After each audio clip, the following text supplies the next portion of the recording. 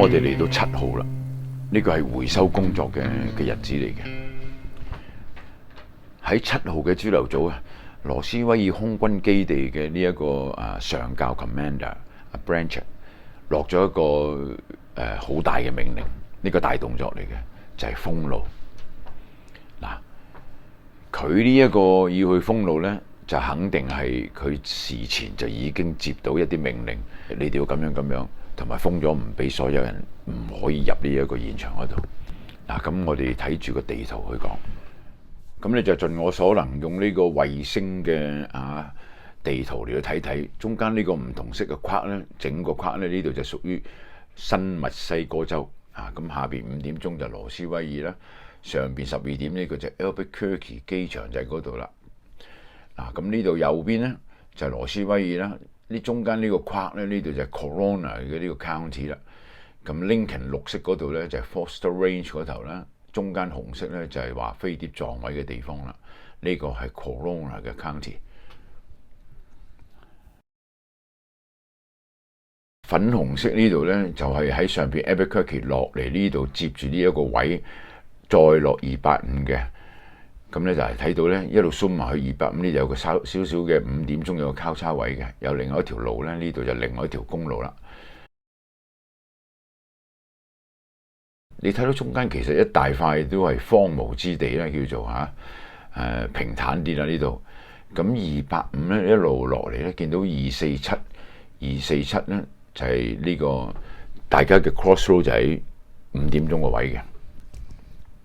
好啦，咁睇翻呢一個圖咧，就羅斯威爾市咧246呢一條路咧就係講7月4號晚James Riddell 同埋佢嘅 Truly True Love 揸車見到啲光嗰條 Pilot Road Highway 撞擊點，同埋上邊嘅 roadblock 就係呢一度啦，就285搭住247嘅。咁睇到咧就係上邊呢一個紅色框住咧，就係 cross 呢一個247嘅。咁喺嗰度有個 roadblock 喺度啦。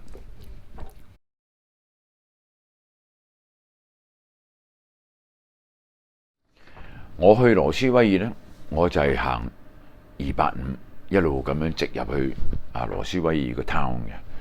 咁而家 Branch 要做嘅嗰個動作咧，就係其實係得一條路入去嘅啫 ，otherwise 就係山路嚟嘅。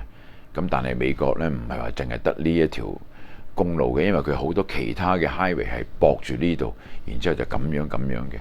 佢呢個大動作就係將直去羅斯威爾嘅285嘅呢條公路喺北面大約係20里左右，同另外嘅一條 highway 247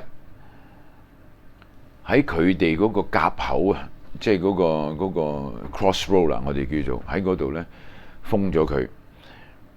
如果喺地圖你睇嘅話，就真係你如果由285，無論你喺上邊落嚟即係上邊，譬如喺德州嗰邊嚟又好，或者喺下邊由 Paso 嗰邊上嚟都好，就唔好講話 Albuquerque 嗰邊嚟添啦，嗰度已經係封咗你，因為嗰度都係要經285嘅。咁佢將呢兩條主要搭埋嘅交叉路咧封咗，咁你真係入唔到去嘅。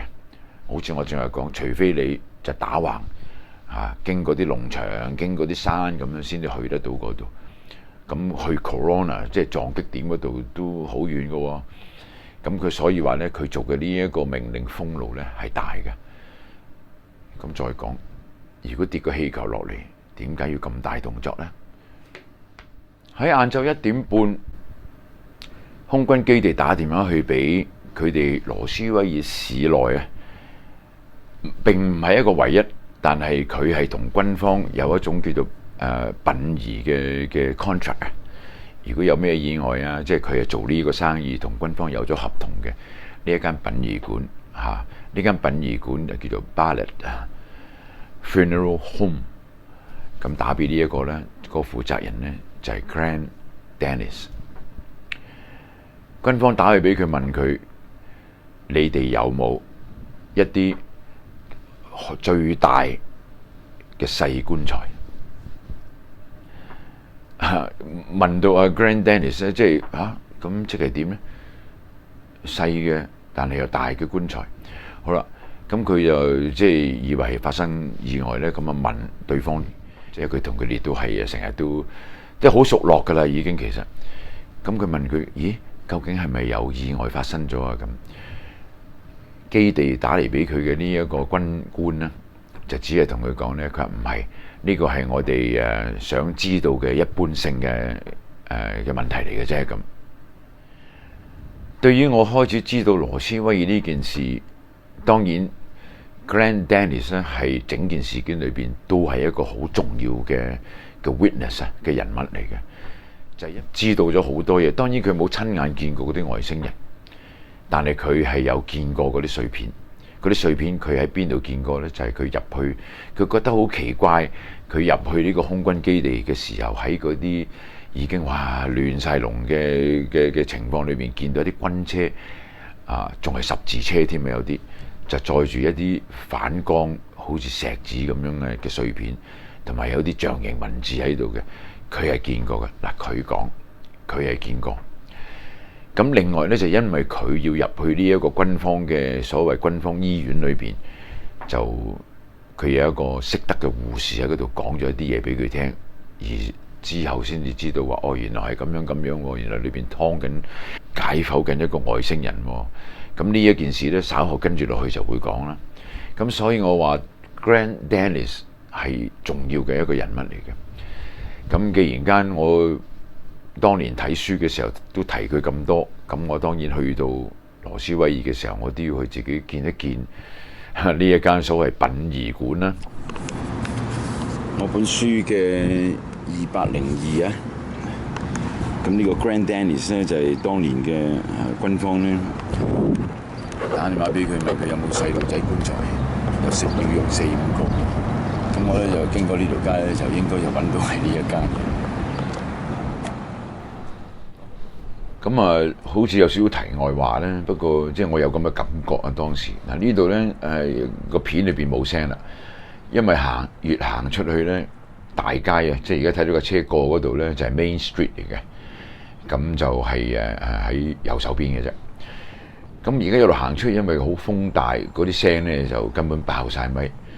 我記得我當時喺度諗緊同埋講緊一樣嘢嘅，就係話，好奇怪咧，即係全世界我諗係得呢一間殯儀館咧，係有好多遊客會嚟朝聖睇下嘅。冇辦法喎，如果唔係佢即係 involve 到呢個羅斯威爾嘅所謂外星人嘅屍體事件嘅話，呢間殯儀館就一直都喺度噶啦。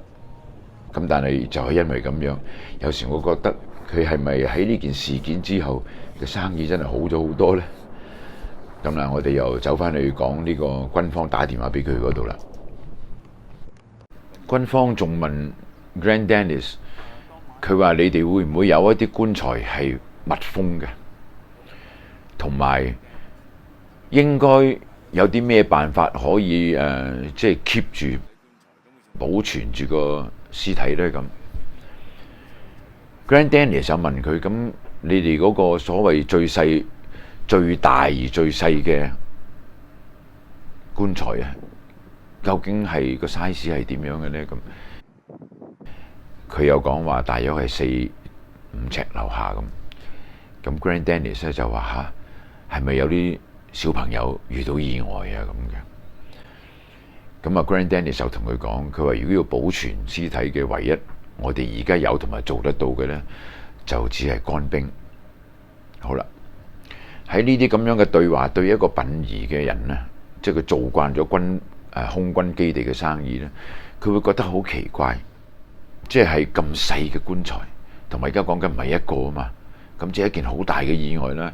咁佢個心就係諗住意外啫，所以佢就直情揸車去基地，就去睇，同埋揾佢嘅朋友嘅。咁我之前講話佢見到嗰啲碎片咧，就喺呢一個行動裏邊佢見到嘅。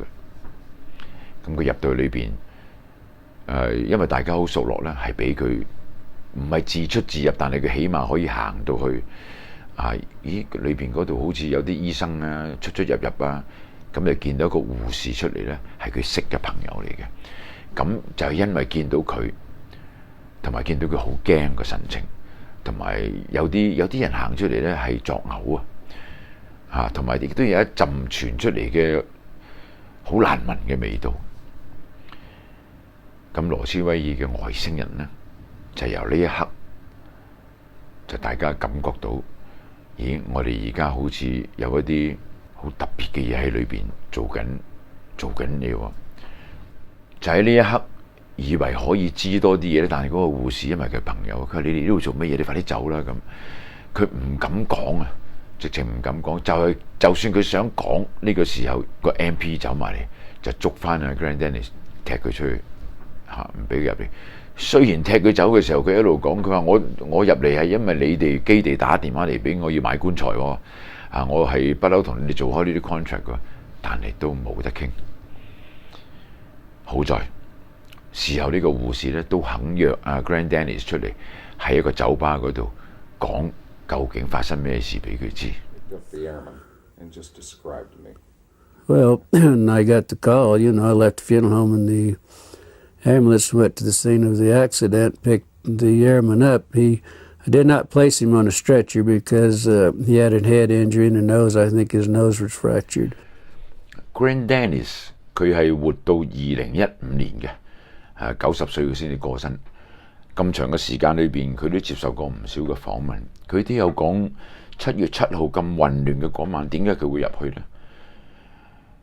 其實除咗頭嗰2次嘅電話1點幾打嚟俾佢問個棺材同埋點樣保存屍體之外，稍後佢用接到個電話，大約9個字之後呢，就係叫佢夜晚有一入去，就因為有一個officer 撞到個頭，需要佢入去嘅。